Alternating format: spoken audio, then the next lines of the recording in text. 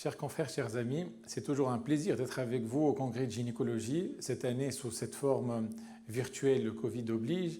Et pour cette occasion, je remercie le laboratoire Astellas de m'avoir invité et associé avec vous pour parler d'un sujet, certes de tous les jours, qu'on voit quotidiennement, très fréquent, mais qui est très gênant sur le plan qualité de vie et prise en charge.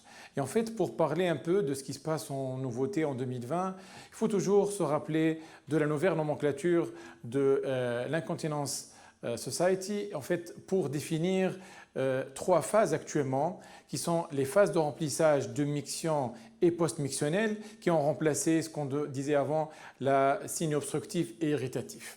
Et donc, pour la phase de remplissage, les patients peuvent rapporter soit une pollakiurie diurne qui est définie comme une augmentation de la fréquence pendant la journée.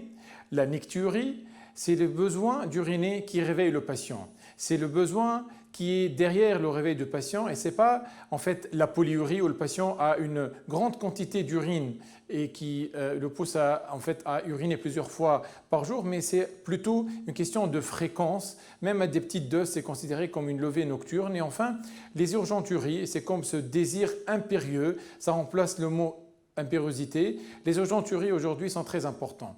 On voit que nicturie, pollakiurie et urgenturie définissent les symptômes de la phase de remplissage. Pour la phase mictionnelle, c'est surtout la faiblesse du jet, c'est le jet haché et le jet en arrosoir. Pour la partie post-mictionnelle, c'est ce qu'on rapporte en fait les gouttes retardataires, mais également cette sensation de vidange incomplète que rapportent les patients.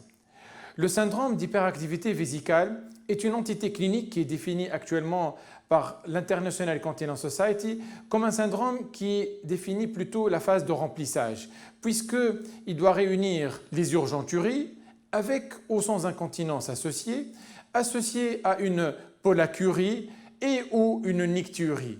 Et tout cela en l'absence d'une infection urinaire ou d'une autre pathologie latente. Cette phrase elle est importante puisque le syndrome d'hyperactivité vésicale peut également être associé à d'autres pathologies comme la lithèse vésicale, la cystite ou autres. Mais quand on parle ici d'hyperactivité vésicale idiopathique, il faut qu'il y ait un syndrome qui associe l'urgenturie, l'incontinence et la pollakiurie ou nicturie, et ceci en dehors de toute autre pathologie urinaire. Vous voyez que l'urgenturie constitue le symptôme central de l'hyperactivité vésicale, puisqu'il va être à l'origine d'une pollakiurie avec des intervalles mictionnels rapprochés.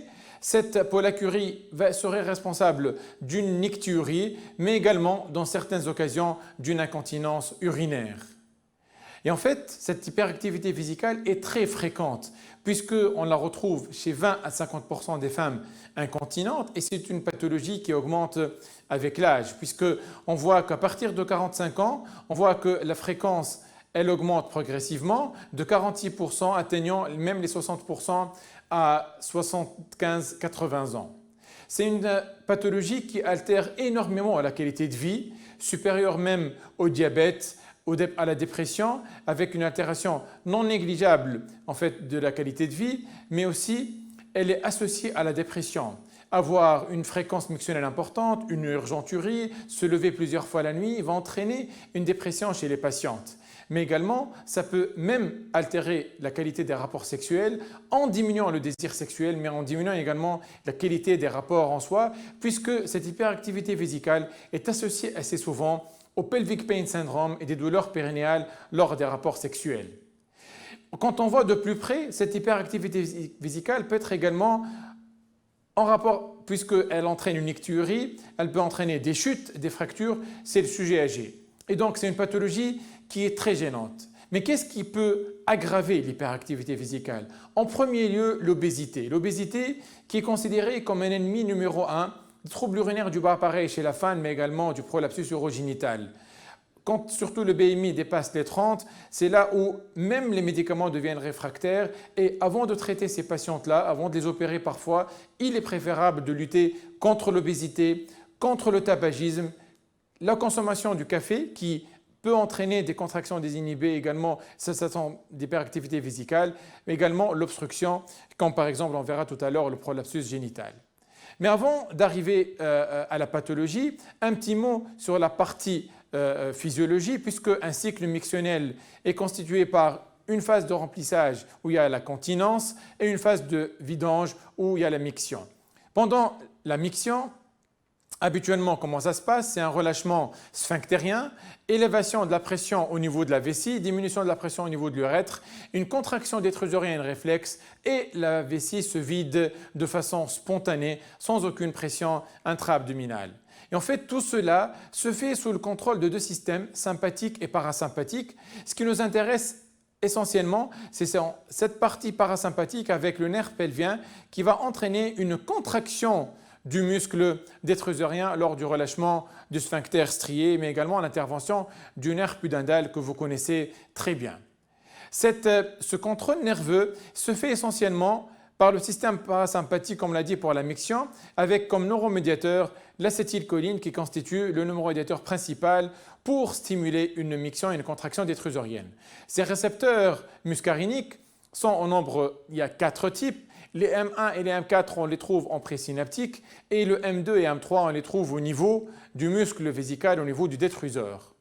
Ces récepteurs se trouvent également au niveau d'autres organes, par exemple au niveau de l'œil responsable de l'accommodation, au niveau de la cavité buccale, sécheresse, et au niveau du tube digestif, responsable d'une constipation. Et en fait, ces récepteurs ont une action excitatrice sur le muscle vésical qui va entraîner une contraction lors de la miction. Par ailleurs, également, il y a l'innervation sensitive de la vessie, puisqu'on décrit chez l'homme ou chez la femme 3 besoins essentiellement. Quand la vessie est vide, aucun besoin. Un premier à 40% de la capacité vésicale.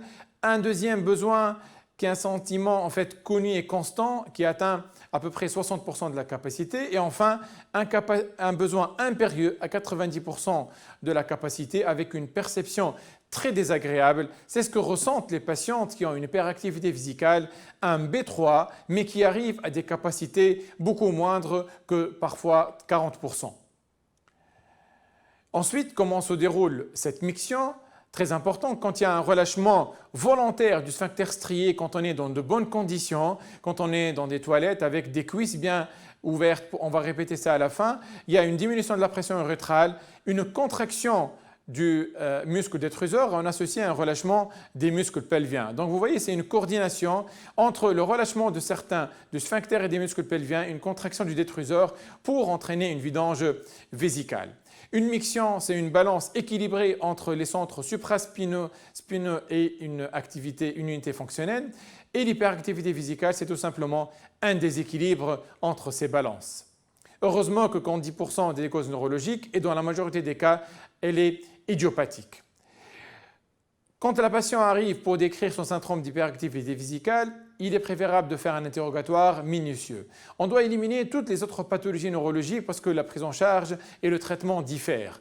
On doit éliminer toutes les affections neurologiques, sachant qu'une hyperactivité vésicale peut révéler une maladie neurologique comme la sclérose en plaques chez la femme jeune. Il faut également chercher un diabète, une maladie urologique associée, une chirurgie pelvienne ancienne, une chirurgie rectale, une chirurgie de prolapsus, mais également les antécédents gynéco-obstétricaux, essentiellement le nombre de parité, la notion de macrosomie et le mode d'accouchement. Et ensuite, on va aller creuser pour comprendre quels sont les signes qui altèrent réellement la qualité de vie de la patiente. Est-ce qu'elle est gênée par l'urgenturie? Est-ce qu'elle est gênée par les fuites urinaires? Et chercher les autres signes d'accompagnement. Et c'est vraiment un grand chapitre pour l'incontinence urinaire, puisque vous savez très bien qu'il y a les 3 types. Il faut aller chercher systématiquement l'incontinence urinaire à l'effort à l'interrogatoire, bien individualiser les incontinences par urgenturie, mais assez souvent, la patiente rapporte des incontinences mixtes. Ne jamais oublier de chercher les troubles anorectaux, essentiellement la constipation qui constitue l'ennemi numéro 1 de la vidange vésicale. Vous savez très bien que la constipation va entraîner une distension de l'ampoule rectale. C'est l'équivalent de la neuropathie périphérique qui peut entraîner même des tableaux de rétention d'urine. Cherchez également les troubles génitosexuels, essentiellement le prolapsus, puisque la coudure au niveau de l'urètre et de la vessie peut entraîner une dysurie. Une dysurie et ce prolapsus peuvent être responsables d'une hyperactivité vésicale. Et donc l'examen clinique est très important pour évaluer l'atrophicité de la vulve, puisque la sécheresse vaginale chez la femme ménopausée peut aggraver le syndrome d'hyperactivité vésicale, évaluer les cicatrices au niveau du périnée, réaliser un examen valve à la recherche de prolapsus, vessie pleine, test à la toux, et donc ça permettra d'avoir une idée sur le périnée de notre patiente. Elle est également évaluer si c'est possible, et quand on est assez compétent, un examen neurologique à la recherche d'une atteinte neurologique périphérique et terminer notre examen par demander un calendrier mixtionnel. Et comme on le voit dans les recommandations françaises, que l'interrogatoire, l'examen clinique, le calendrier mixtionnel, le CBE et l'échographie constituent les 5 éléments importants de la prise en charge initiale d'une femme qui se présente dans un tableau de syndrome d'hyperactivité vésicale.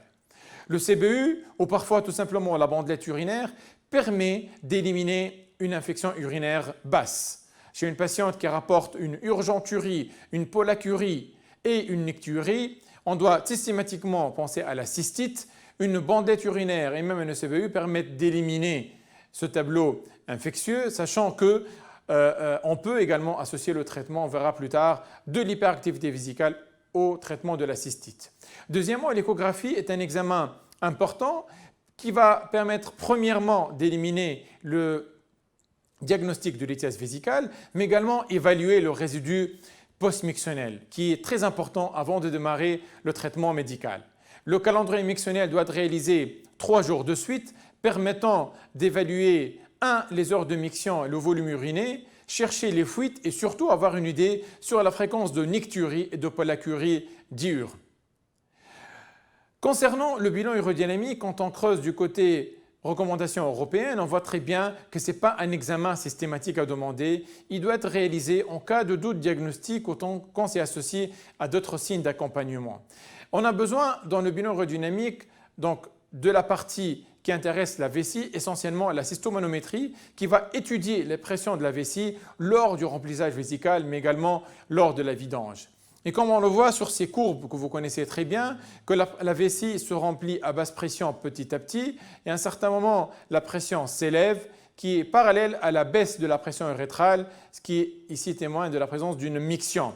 Et donc, un remplissage à basse pression avec un muscle détrusorien qui est calme, il n'y a pas d'hyperactivité détrusorienne, il n'y a pas de contraction vésicale désinhibée et à la fin une contraction qui va permettre une vidange vésicale. Évidemment, sans participation d'une contraction abdominale, ce qui doit être toujours le cas, vous voyez à ce niveau, toujours le cas, une contraction vésicale sans participation abdominale. Et en fait, qui dit hyperactivité vésicale, pense certains qu'elle est associée systématiquement à une hyperactivité du détrusor, c'est-à-dire des contractions urodynamiques désinhibées du muscle détrusor. Mais en fait, les patientes qui rapportent cette hyperactivité vésicale n'ont pas toujours l'hyperactivité détrusorienne. Ce que je veux dire, c'est que cette activité détrusorienne qui est absente dans 30 à 60% des cas ne doit jamais éliminer une hyperactivité vésicale. Cette hyperactivité vésicale est un syndrome dont le diagnostic est clinique, basé sur urgenturie, pollacurie, nicturie. Et donc, quand on a une patiente qui rapporte des symptômes, on peut dire qu'elle a une hyperactivité vésicale et même en absence d'hyperactivité détrusorienne associée. Une parenthèse pour la femme enceinte, puisque quand on creuse du côté de la littérature, on voit que la pollacurie, les urgenturies et l'incontinence sont très fréquentes avec une différence significative avant la grossesse et pendant la grossesse. La pollacurie devient très importante, arrivant à 6 mictions par jour, et elle est expliquée entre autres par le syndrome polyuropolydypsique avec une dysurie associée, mais l'urgenturie elle est très fréquente, atteignant les 23% pendant la grossesse. Et c'est très gênant puisqu'il y a également cette instabilité chez les femmes enceintes qui va être très gênante chez la femme enceinte. Maintenant, comment prendre en charge ce syndrome d'hyperactivité vésicale chez les femmes? Il va se baser sur 3 entités importantes. La première, c'est l'hygiène de vie et la rééducation périnéale. La deuxième, le traitement médical. Et heureusement qu'on atteint exceptionnellement la partie chirurgicale. Et là, sur ce diagramme qu'on va utiliser, on va résumer. Là, au milieu, vous avez la vessie. On agit sur la vessie essentiellement par la rééducation. On agit sur les parties efférentes, innervation sensitive et motrice par les anticholinergiques et la toxine botulique et sur la partie sensitive et afférente par la capsaïcine ou certains anesthésiques locaux. On va commencer par les règles de bonne miction. Il est toujours préférable de rappeler à nos patientes les règles de bonne miction, c'est-à-dire il faut bien libérer les genoux, uriner avec des cuisses bien ouvertes et jamais en cette position cuisses croisées. Il faut relâcher les muscles périnéaux, les muscles du plancher pelvien et laisser la vessie se vider spontanément sans ajouter une pression abdominale, ce qui peut altérer la qualité de la contraction, altérer le détruseur, mais surtout altérer le plancher pelvien. Ce plancher pelvien qui en fait, lors de la contraction du détruseur et le relâchement sphinctérien, il doit être également relâché. Et là, nos confrères médecins physiques et éducateurs sont mieux placés que moi pour parler vraiment de ce volet très important de rééducation périnéale et qui se fait très bien dans notre pays.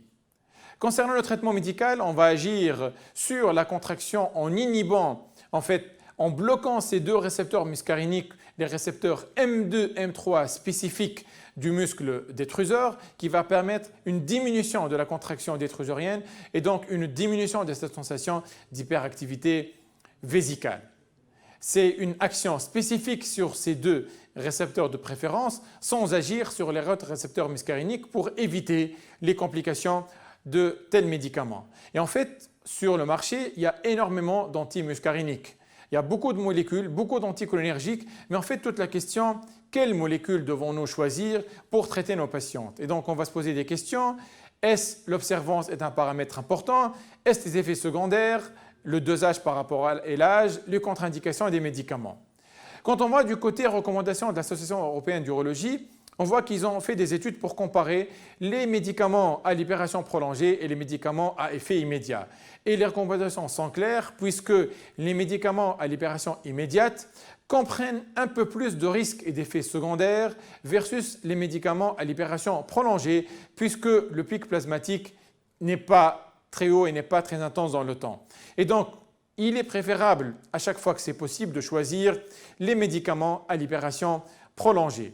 Deuxièmement, les médicaments anticholinergiques sont connus par leurs effets secondaires qui entraînent un problème cognitif, parfois un problème de désorientation. Et donc, quand on les donne chez le sujet âgé, étant donné que le syndrome d'hyperactivité vésicale est très fréquent chez la femme âgée, il est préférable de choisir l'anticholinergique qui ne traverse pas la barrière méningée et qui donne le moins d'effets secondaires sur la fonction cognitive. Ici, une comparaison entre les 4 molécules sur le marché, le cédiphénacine, tolterodine et l'oxybutynin, et on voit très bien que les molécules LP donnent déjà un effet meilleur, mais également la sodiphénacide ici qui donne en fait une prévalence supérieure au niveau des récepteurs antimuscariniques de la vessie et donc une meilleure sélectivité de l'activité vésicale par rapport aux autres récepteurs muscariniques. Une étude STAR a été réalisée pour étudier l'efficacité de la sodiphénacine en la comparant à la tolterodine et on voit qu'il y a réellement un effet significatif sur l'urgenturie que vous voyez sur la première partie du diagramme et donc diminution des épisodes d'urgenturie mais également diminution des épisodes d'incontinence. Également, à 52 semaines, on voit que l'effet est prolongé dans le temps avec une durée de l'exposition au cédiphénacine en semaine qui donne un effet prolongé plus important avec un gain assez important sur la polacurie, nicturie, urgenturie et l'incontinence. Et donc, c'est très important de comparer l'effet à 12 semaines et à 52 semaines, puisque cette pathologie qui altère la qualité de vie, on a ici un contrôle qui dure dans le temps par un même médicament sans avoir ce qu'on croyait avant un phénomène d'échappement. Sur une autre étude, Vénus, qui a étudié l'effet des médicaments sur la qualité de vie et sur en fait les tâches qu'on réalise tous les jours, on voit qu'avec le sodiphénacine, on a une amélioration de cette incapacité de retenir les urines avec un sens moins pressé et surtout cette sensation de réaliser des tâches de tous les jours comme assister à des réunions de famille, des réunions de travail, faire des courses, éviter parfois chez certaines femmes de sortir parce qu'elles veulent toujours avoir des toilettes à côté et donc ces médicaments permettent de diminuer cette sensation d'urgenturie et donc même à long terme, permettant ainsi d'avoir la facilité de faire les tâches au quotidien. Il y a également ce nouveau concept, si vous voulez, de temps de retenue par rapport aux autres qui est assez important en utilisant les anticholinergiques, mais plus particulièrement, on voit très bien qu'on gagne un peu avec la sulfénacine par rapport au placebo. Vous voyez en secondes, en 31 secondes, en variation de ce temps d'attente, mais également une variation en moyenne qui est assez importante, non négligeable. Et puis, quand on voit aux États-Unis, au Royaume-Uni un peu ce qui a été prescrit sur un article publié en 2012, on voit que la durée du traitement avec la sulfénacine atteint même les 216 jours en traitement, ce qui témoigne un peu d'une bonne observance de la part des patientes.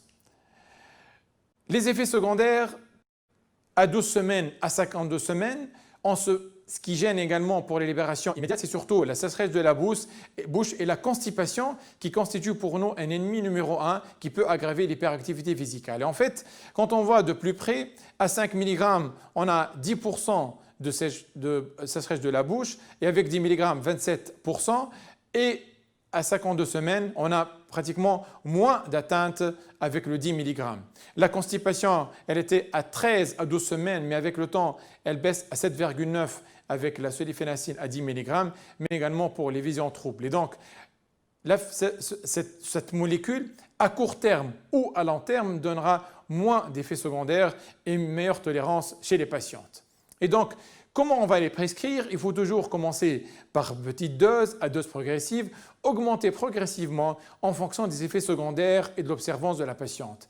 Une dose par jour est également une observance est meilleure avec moins d'effets secondaires. Et donc on va commencer de préférence par le sulfénacine 5 mg, augmenter progressivement la dose à 10 mg plus tard quand il n'y a pas une bonne réponse sur la vidange et surtout quand il n'y a pas beaucoup d'effets secondaires.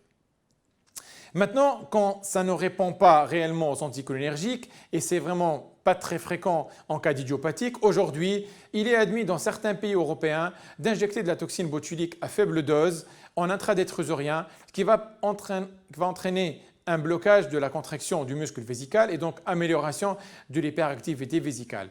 Cette technique, elle est surtout indiquée pour l'hyperactivité vésicale d'origine neurologique. Cependant, aujourd'hui, vu la gêne importante et dans certaines situations une résistance et absence de réponse aux anticholinergiques, on peut être ramené à faire des injections de la toxine botulique au niveau du détruseur. De préférence, selon la technique qu'on réalise dans notre service, en 10 points. Ça se fait rapidement et ça donne d'excellents résultats puisqu'il y a vraiment une baisse assez importante de la contraction et de l'hyperactivité vésicale. Maintenant, si on veut agir sur la partie sensitif, il n'y a pas beaucoup de molécules, mais certains ont décrit la capsaïcine qui existe dans le piment de Cayenne qu'on consomme régulièrement dans certaines régions dans notre pays, qui a un effet en fait de désensibilisation, mais également une anesthésie vésicale, ce qui va diminuer cette sensation d'urgenturie et de pollacurie et de necturie chez les patientes. Ce médicament n'existe pas en Tunisie et je l'ai cité, c'est juste pour un intérêt scientifique. Il y a également une autre technique qui est l'électromodulation qui consiste à mettre une électrode au niveau de la troisième racine sacrée qui va entraîner une stimulation nerveuse jusqu'à saturation des récepteurs muscariniques et ensuite un relâchement du sphincter. Cette technique est assez coûteuse, n'existe pas également dans notre pays. Enfin, la dernière technique qui existe heureusement en Tunisie, la neurostimulation tibiale postérieure réalisée dans le milieu hospitalier également, qui consiste à mettre un boîtier avec des électrodes en regard du nerf tibial qui va entraîner également une stimulation de ce nerf tibial avec une inhibition centrale des motoneurones vésico-préganglionnaires entraînant une bonne réponse. Évidemment, ces techniques toxine botulique et neurostimulation tibiale postérieure sont deux techniques qui sont utilisées en cas de non-réponse aux anticholinergiques, en non-réponse à la petite dose d'anticholinergique LP, à la forte dose après, avec une gêne assez importante sur la qualité de vie. Et en fait, pour terminer, ma diapo préférée est pour dire que quand chacun travaille seul dans son coin, il y a beaucoup d'informations qui manquent et donc il y a beaucoup de problèmes en fait, qui qui ne sont pas là, et donc il est préférable de travailler ensemble, même pour des pathologies simples de tous les jours. Et donc aujourd'hui, il y a des diplômes dans 2 facultés d'urodynamique, il y a également certains staffs qui permettent d'encourager. On reste toujours à la disposition pour une meilleure discussion scientifique, et je vous remercie pour votre écoute, et je serai là pour répondre à des questions, même en virtuel ou même à distance de congrès de gynéco. Et encore une fois, à la fin, je remercie la Société de gynéco et les laboratoires Astellas de m'avoir associé à ce congrès de gynéco virtuel. Et je vous remercie.